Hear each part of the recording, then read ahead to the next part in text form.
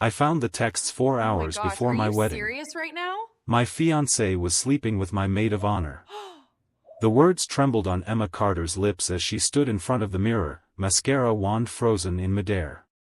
Her reflection looked almost unreal, a glowing bride wrapped in ivory silk, surrounded by makeup artists and florists who hummed with excitement. Oh my gosh, But are you inside her, serious right something now? fragile was splintering. The phone in her hand buzzed again. A single message glowed on the screen. Can't wait to see you tonight, baby. I'll wear the lace you love. Jenna. Her maid of honor. Her best friend since college. Emma's fingers tightened until her knuckles turned white. She opened the thread and scrolled, hotel bookings, midnight messages, photos that twisted her stomach into knots. All from Marcus Dalton, the man waiting to marry her in 4 hours. Gosh, are you serious right Her now? breath hitched. For a second, she thought she might faint. But instead of collapsing, Emma stood taller. Her pulse slowed. Her eyes hardened. Fine, if Marcus wanted a show, she'd give him one he'd never forget. Emma, you okay? One of the stylists asked, adjusting her veil. Emma forced a smile. I'm perfect. She glanced at the phone again, locked it, and slid it into her clutch purse. Her chest ached, but her voice came out steady. Let's finish the hair. The ceremony starts at 4. As the team fussed around her, she rehearsed her plan silently, every inhale sharpening her resolve. Welcome to Ink and Whispered Stories. Hit the like and subscribe button and grab your popcorn and stay till the end because this story doesn't end the way anyone expects. The wedding venue gleamed like a dream, chandeliers dripping with crystals, white roses lining the aisle, guests whispering with excitement. Marcus had spared no expense. After all, the Daltons always made sure their celebrations were front-page worthy. Emma stepped from the bridal suite to the corridor, every heel click echoing against marble floors. Her stomach churned. At the aisle stood Marcus smiling broadly, while his best man, Cole Anderson, stood beside him. Cole was a contrast to Marcus in every way, quieter, sharper eyes, a sense of calm that cut through chaos. He looked up as Emma approached. Their eyes met briefly, and something flickered in his gaze, curiosity, maybe even concern. You look beautiful, Marcus said, stepping forward, charm effortless as always. He reached for her hands. She resisted the urge to pull away. Thank you, she said softly. Her heart screamed behind her ribs. He leaned closer, whispering, after tonight, everything changes. You'll be a Dalton. Emma smiled. I can't wait. But inside, she thought, you'll wish I never was.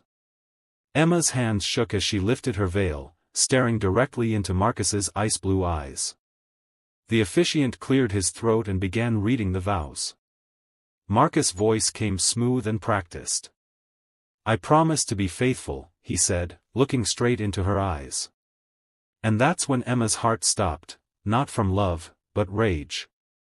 Faithful, she said, her voice cutting through the romantic haze. Like you were last night in Jenna's hotel room? The collective gasp rippled through the crowd like a wave crashing against shore. Marcus's face drained of color. Behind Emma, her maid of honor, no, her former best friend, stumbled backward, clutching her bouquet like a shield. Emma, what are you? Marcus reached for her, his smile faltering. She stepped back, pulling her phone from beneath her bouquet. Should I read the texts? The ones where you called me boring while planning your weekend getaway with her? Or should we start with the hotel receipts? A camera flashed. Then another. The whispers started, spreading like wildfire through the manicured gardens. You're hysterical, Marcus stuttered. Let's talk privately. No. Emma's voice rang clear. I'm done talking privately. I'm done being your quiet, accommodating, perfect little fiancé while you. Emma. Jenna's voice cracked. It's not what you think. We were just. Just what? Emma turned, and the crowd turned with her, 300 pairs of eyes following the drama like spectators at a tennis match. Just sleeping together for 6 months? Just laughing at me behind my back? Just planning to continue after the wedding? Jenna's face crumpled. She looked at Marcus, desperate, but he was already backing away from both of them, hands raised. "This is insane," Marcus said loudly, playing to the crowd now. "Emma, I don't know what you think you found, but I found the truth." Emma's voice didn't waver. "And I found it before I signed away my life to a man who was never going to be faithful." Someone in the crowd started clapping. Then stopped when others glared. Marcus's mother stood up, her designer hat trembling with indignation. "This is outrageous. Marcus would never." "Mrs. Dalton, your son is sleeping with my maid of honor. I have 6 months of proof. Would you like me to project it on the screen we rented for the reception slideshow?" The silence that followed was deafening. Then a voice cut through the chaos, deep, calm, and edged with something dangerous. "Marcus." Everyone turned. Cole Anderson stood at Marcus's side, still in his best man position, but his expression was nothing like the friendly groomsman facade he'd worn earlier. His dark eyes were cold, his jaw set. He looked at Marcus like a predator assessing wounded prey. "Step back," Cole said quietly. "Cole, not now," Marcus hissed. "I said, step back." Cole moved between them, his broad shoulders blocking Marcus from Emma. He looked down at her, and something flickered in his expression. "You okay?" Emma laughed, brittle and sharp. "Do I look okay?" "You look furious." His mouth twitched. "It's a good look on you." Despite everything, Emma felt something crack in her chest, not breaking, but opening. She'd met Cole dozens of times during wedding planning. Marcus's best friend since college. He was quiet and observant. Always watching with those dark, unreadable eyes.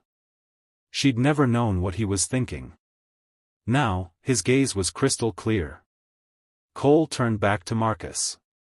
"You really thought you'd get away with this?" "Stay out of it," Marcus snapped. "This is between me and my fiancé." "Ex-fiancé," Emma corrected. Cole's smile was sharp and humorless. He looked at Marcus, then at the crowd, then back at Emma. When he spoke, his voice carried across the entire garden. "Marcus, since you clearly don't want her," he turned to Emma, and the world seemed to narrow to just the two of them. "I do. Emma Carter, will you marry me instead?" The crowd erupted. Gasps, shouts, the scrape of chairs as people stood for a better view. Cameras flashed like lightning. Emma stared at him. "What?" Cole's eyes glittered with something dark and reckless. "You heard me. Marry me. Right here. Right now. Let's give them a wedding they'll actually remember." "You're insane," she whispered. "Probably." He held out his hand. "But Marcus humiliated you in front of everyone who matters to you. So humiliate him back. Marry his best man. Become my wife instead of his and make him watch." Emma's heart hammered against her ribs. This was crazy. Absolutely insane. Cole was a stranger, really. She didn't know him. Didn't trust him. But God, the look on Marcus's face, the shock, the fury, the impotent rage, it was intoxicating. "Emma, don't be stupid," Marcus started. She put her hand in Cole's. "Yes, I'll marry you. If you're already hooked, hit that subscribe button and turn on notifications, because this story is about to get even more insane. Trust me, you won't want to miss what happens next." The officiant looked like he might faint. This isn't. I can't just. Can you legally marry 2 consenting adults?" Cole asked, not looking away from Emma. "Well, yes, but..." "Then do it. Unless you want to be the person who ruined the viral moment of the decade." Cole's smile was predatory. Your choice. The officiant swallowed hard.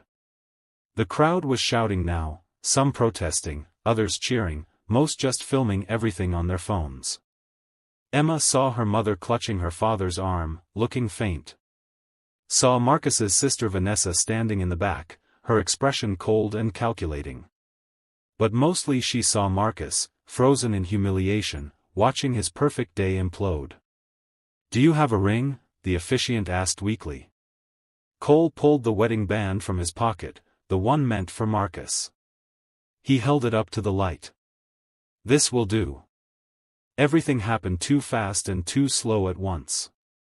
The officiant stammered through abbreviated vows. Cole's hand was steady as he slid the ring onto Emma's finger. When he asked if she took Cole Anderson as her husband, Emma heard her own voice say, "I do," like it was coming from underwater. Then Cole's hands were on her face, tilting her chin up.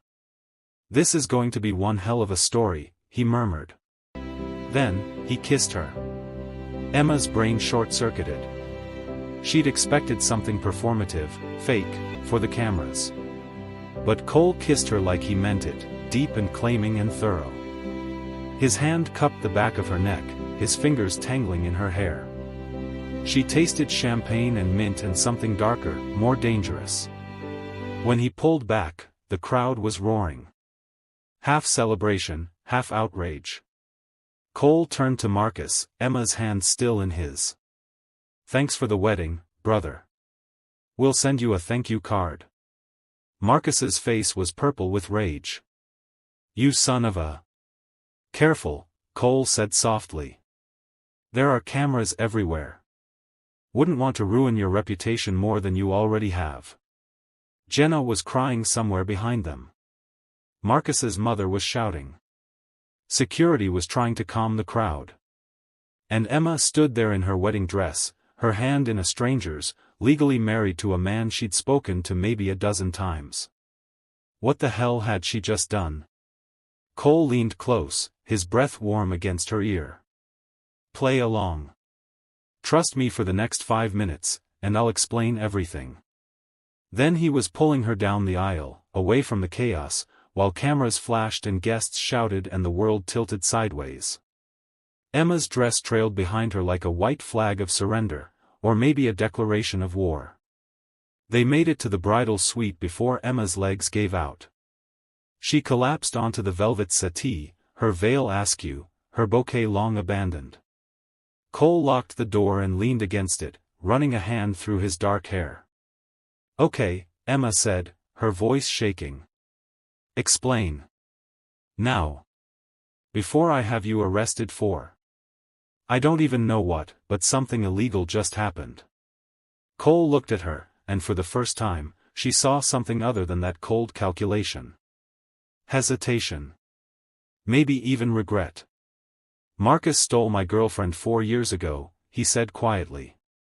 "Seduced her while I was closing a business deal overseas. When I got back, she was obsessed with him. He did it just to prove he could." Emma's stomach twisted. "So this is revenge?" "Yes." He didn't sugarcoat it. "But it's also the truth. Marcus is a narcissist who destroys people for sport. You deserved better than to quietly cancel and let him spin the story. This way, you control the narrative." "By marrying you? A stranger?" Emma asked. "By humiliating him the way he humiliated you." Cole crossed the room, crouching in front of her so they were eye level. "Look, I know this is insane. We can annul it tomorrow if you want. But tonight, you're not the pathetic jilted bride. You're the woman who was so desirable that the best man proposed on the spot. You're the story. Not him." Emma stared at him. His eyes were dark brown, almost black. Steady. Honest, in a brutal kind of way. "What do you get out of this?" she asked. "Satisfaction. And maybe a little chaos." His mouth curved. "I've wanted to destroy Marcus Dalton for 3 years. You just gave me the perfect opportunity." Outside, she could hear shouting. Probably Marcus's family. Probably her own mortified mother. The wedding of the year had become a circus. Emma looked down at the ring on her finger. This is completely insane. Absolutely. I don't even know you. We have time to fix that. She met his eyes. If we're doing this, even temporarily, we do it right. We sell this. Make it look real. Make him suffer. Something fierce and approving lit in Cole's expression. Now you're thinking like a fighter. I want Marcus to watch me be happy with someone else. I want him to regret every lie. Emma's voice hardened. I want him destroyed. Cole held out his hand. Then let's destroy him together, Mrs. Anderson. Emma shook Cole's hand, her grip firm despite her trembling fingers. Partners in revenge. Partners in revenge, he agreed. Through the window, Emma could see guests flooding toward their cars, phones out, already posting. By tonight, they'd be viral. By tomorrow, the story would be everywhere. She'd walk down the aisle to end a lie. She just hadn't expected to start a new one. The first photo hit social media 17 minutes after the ceremony. In the picture, Emma was still in her wedding dress, her hand clasped in Cole's as they stood together in the garden. His arm around her waist. Her head tilted toward his shoulder. The caption, from a verified gossip account, "Wedding shocker, bride exposes cheating groom, marries best man instead." Full story breaking now. Within an hour, they were trending on 3 platforms. Cole had moved her to his penthouse apartment that same night, partly for show, mostly because Emma's own apartment still had Marcus's things everywhere. She stood in Cole's living room, floor-to-ceiling windows overlooking the glittering city, still wearing her wedding dress because nothing else seemed real enough to change into. Drink this. Cole pressed a glass of whiskey into her hand. He'd shed his jacket and tie, rolled up his sleeves. Even disheveled, he looked unnervingly composed. Emma took a sip of the whiskey. I married a stranger today. Technically, we've met at least 15 times. Wedding planning, remember? I was there for the cake tasting. You remember the cake tasting? Emma raised her eyebrows. You chose vanilla bourbon. Marcus wanted chocolate. You let him win. Cole's eyes were sharp. You let him win everything, didn't you? The observation stung because it was true. Emma had spent 3 years making herself smaller, quieter, more palatable. The perfect girlfriend for Marcus's perfect life. Not today, she said softly. Today I won. Yes, you did. Cole raised his own glass. To winning. They drank. Outside, the city hummed with 1,000 conversations, and Emma knew many of them were about her. Her phone had died from the sheer volume of calls and messages. She'd turned it off. Tomorrow she'd face the consequences. Tonight, she just wanted to breathe. So how does this work? She asked. The fake marriage? We make it look real. Public appearances. Social media. Interviews if necessary. Cole set down his glass. The more convinced everyone is, the worse Marcus looks. And the better positioned we are to control the story. And then? Then we annul quietly in a few months. Mutual decision, still friends, no hard feelings. By then, the world will have moved on, and Marcus will be yesterday's scandal. It was practical. Logical. Completely insane. Okay, Emma said. I'm in. Over the next 3 weeks, Emma learned what it meant to be Cole Anderson's wife, even a fake one. He was nothing like Marcus. Where Marcus had been controlling, Cole was collaborative. Where Marcus had dismissed her opinions, Cole asked for them.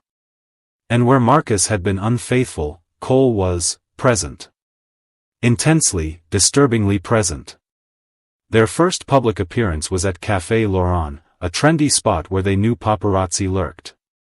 Cole's hand rested on the small of Emma's back as they entered, warm and possessive.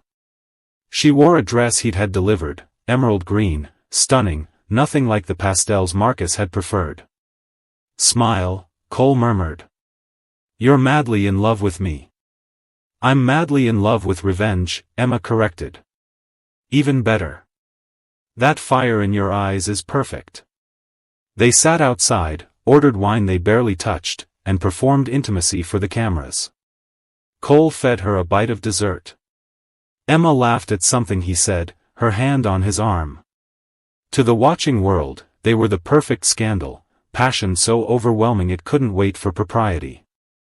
But in the car afterward, Cole loosened his tie and Emma kicked off her heels, and they sat in silence like the strangers they actually were. "You're good at this," Emma said finally. "So are you," Cole replied. "You smiled at me like you didn't want to strangle me." Emma shrugged casually. "I'm an event planner. Faking pleasant is my superpower." Cole glanced at her, something unreadable in his expression. "You shouldn't have to fake anything. Not anymore." The comment settled under Emma's skin, warm and uncomfortable. The second appearance was a gallery opening. The third was a charity dinner. By the fourth, a weekend trip to Cole's lake house, carefully documented on Instagram, Emma realized she was having trouble remembering which smiles were fake. Cole made her laugh. Real laughs, not the polite ones she'd perfected for Marcus's colleagues. He listened when she talked about her work, asked intelligent questions, remembered details. And he touched her, casually, constantly. A hand on her lower back. Fingers brushing her hair from her face. His jacket draped over her shoulders when the evening turned cold. "You're very good at the boyfriend part," Emma said one night, sitting on his lake house deck under a blanket of stars. "Husband," Cole corrected, his shoulder warm against hers. "I'm your husband, remember? Fake husband. The marriage license says otherwise." He was quiet for a moment. "Marcus called me today." Emma tensed. "What did he want?" "To tell me I'd regret this. That I'd betrayed him. That you were a manipulative." Cole's jaw clenched. "It doesn't matter." I hung up. "Do you?" Emma asked quietly. "Regret it?" Cole turned to look at her, and in the moonlight, his expression was impossibly soft. "No." "Do you?" Emma thought about Marcus. About the texts. About 3 years of making herself small. Then she thought about the last 3 weeks, laughing over breakfast, debating movies, feeling seen for the first time in years. "No," she whispered. "I don't." Cole's hand found hers under the blanket and squeezed softly. Neither of them let go of each other's hand. The first crack in their perfect revenge came from Vanessa Dalton.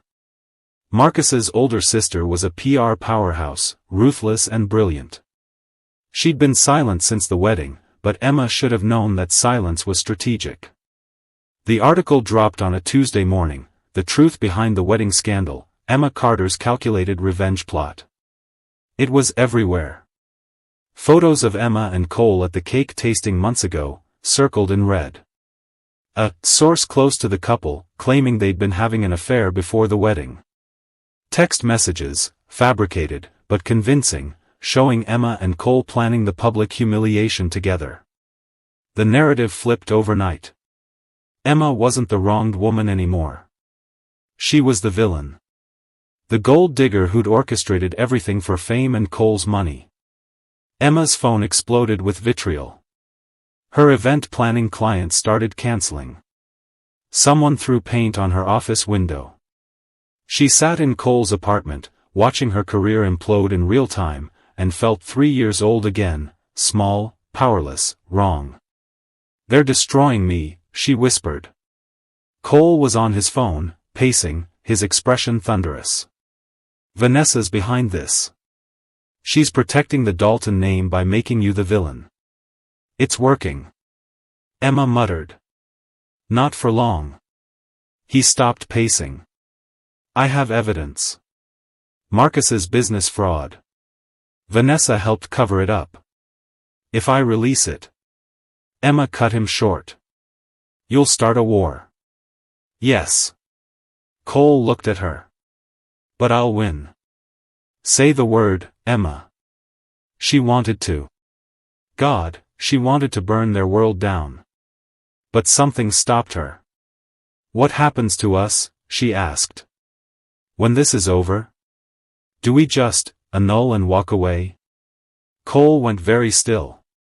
Is that what you want? I don't know. Emma's voice cracked. I don't know what's real anymore. This was supposed to be fake. But Cole, when you look at me, Her phone rang, interrupting the moment. Marcus's name flashed on the screen. Cole's expression went dark. Don't answer. But Emma was tired of running. She answered, putting it on speaker. Emma. Marcus's voice was smooth, controlled. I've seen the news. I'm sorry about Vanessa. She went too far. Did she? Emma asked coldly. I want to help you. Meet me, let's talk this through. I can fix your reputation, get your clients back. We can make a joint statement, say it was all a misunderstanding. Wedding stress. Cold feet. People will forget. Emma looked at Cole. He shook his head sharply. Why would you help me? She asked Marcus. Because I loved you. I made mistakes, yes, but Emma, you were my fiancée for 3 years. That meant something. It still means something. The manipulation was masterful. The exact tone Marcus used when he wanted her compliant, grateful, small. I'll think about it, Emma heard herself say. Cole's eyes flashed with betrayal. Good, Marcus said warmly. Meet me tomorrow noon at our old coffee shop. Come alone, Cole's presence will complicate things. He hung up. The silence in the apartment was suffocating. You're actually considering it, Cole said, his voice flat. I'm losing everything. My business, my reputation. So you'll run back to him? Let him control the narrative again? Cole's laugh was bitter. I thought you were done being his perfect, quiet fiancé. This isn't about Marcus. It's about survival. Emma yelled. It's about fear. Cole stepped closer, his eyes blazing. You're terrified that without him, without his approval, you're nothing. That's what he trained you to believe. Emma slapped him. The crack of skin on skin echoed. Cole's head snapped to the side. When he looked back, his cheek was red, his expression carefully blank. I'm going to bed, Emma said, her voice shaking. This was a mistake. All of it. She locked herself in the guest room and cried into a pillow so Cole wouldn't hear. The next morning, she went to meet Marcus. The coffee shop was empty except for them. Marcus looked good, designer clothes, perfectly groomed, his smile warm and familiar. Emma felt herself slipping back into old patterns and old responses. You look tired, Marcus said gently, reaching across the table to touch her hand. I am, Emma said, pulling away from his touch. Cole's been using you. For revenge against me, against my family. Surely you see that? His thumb stroked her knuckles. But I forgive you. We can fix this together. All you have to do is tell the truth, that Cole manipulated you, that you were hurt and vulnerable, that you want to apologize to everyone who... Emma's phone buzzed, interrupting Marcus' speech. Emma looked at her phone screen. It was a text from an unknown number, check the back corner booth. She turned and saw Jenna sitting there, head down, looking miserable. Emma's stomach dropped. What is she doing here? Marcus's expression flickered, just for a second. Annoyance. Calculation. Then the warm mask returned. I thought if you saw us together, saw how sorry we both are, he began. But Emma was already standing, moving toward the bathroom. She locked herself in a stall, heart hammering. Her phone buzzed again. The same number, stay quiet. Listen. Then she heard it, Marcus's voice, carrying from the main coffee space. And Jenna's. Did she buy it? Jenna asked. Hook, line, and sinker. Marcus sounded bored. Once she apologizes publicly, Vanessa will ensure she never works again. The little nobody will learn what happens when you embarrass the Dalton family. Emma's blood turned to ice. And Cole? Jenna's voice was bitter. He gets away with humiliating you. Oh, sweetheart. Once Emma's credibility is destroyed, I'll leak that Cole paid her to fake the whole thing. His company's investors will pull out. He'll be ruined. Marcus laughed. Revenge is best served cold, and I've had 3 weeks to ice this perfectly. Emma stopped breathing. You're scary when you're vindictive, Jenna said. It's kind of hot. After this is done, maybe we'll take that trip to Paris. Emma won't be able to afford lawyers on unemployment. They laughed together. The sound was acid on Emma's skin. The bathroom door suddenly burst open and Cole stepped in, his phone in his hand and a recording app still running. Got it all, he said quietly. Every word. Emma stared at him. How did you? I followed you. I'm your husband, remember? Even when you're being stupid. His expression softened. I'm sorry. About what I said. You're not afraid. You're surviving. But Emma, you don't have to survive alone anymore. Her eyes filled with tears. I almost fell for it. Again. But you didn't. Cole held out his hand. So let's finish this. Together. Emma took his hand. Burn it all down. They walked out of the bathroom together.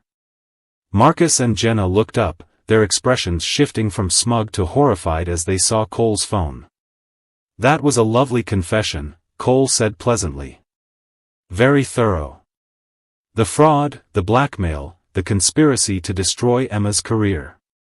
My lawyers will love it. Marcus stood up fast enough to knock over his chair. You're bluffing. Try me. Cole's smile was all teeth. I have evidence of your business fraud going back 4 years. Vanessa's involvement in covering it up. And now this lovely recording of you admitting conspiracy and defamation. Release any more lies about Emma, and I release everything. Your family's empire won't survive the scandal. You'll go down too, Marcus snarled. Maybe. But I don't care. Cole's arm went around Emma's waist. She's worth it. Emma looked at Marcus and saw him clearly for the first time. Small. Petty. Pathetic. We're done, she said. You have no power here anymore. They walked out together, leaving Marcus and Jenna in the ruins of their schemes. 3 months later, Emma stood in the ballroom of the Grandview Hotel, surveying her greatest creation. Vows, her new event company specializing in second-chance celebrations, was hosting its first major charity gala. The room sparkled with light and laughter and hope. Marcus had been quietly indicted for fraud. Vanessa's PR firm was bleeding clients.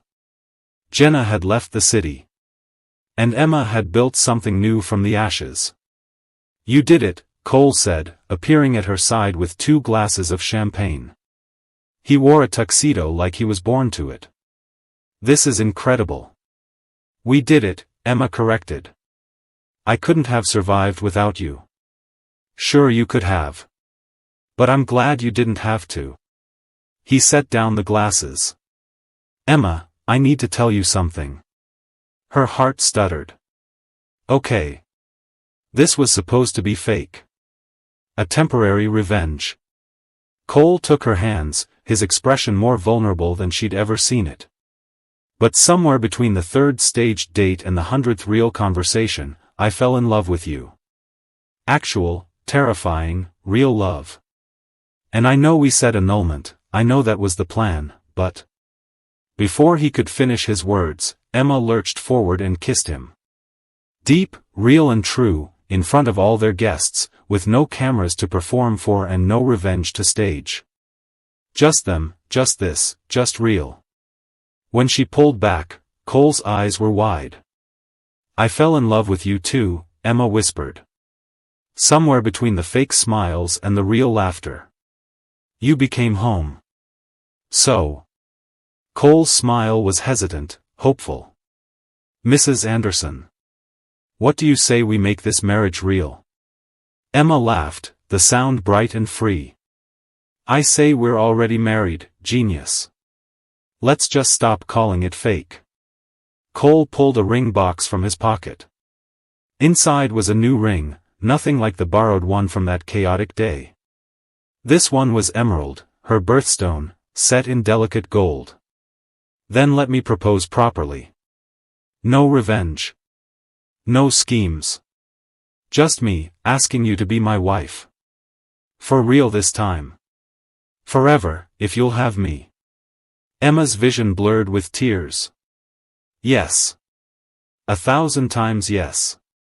He slid the ring onto her finger, and the ballroom erupted in applause. Somewhere in the crowd, Emma's mother was crying happy tears.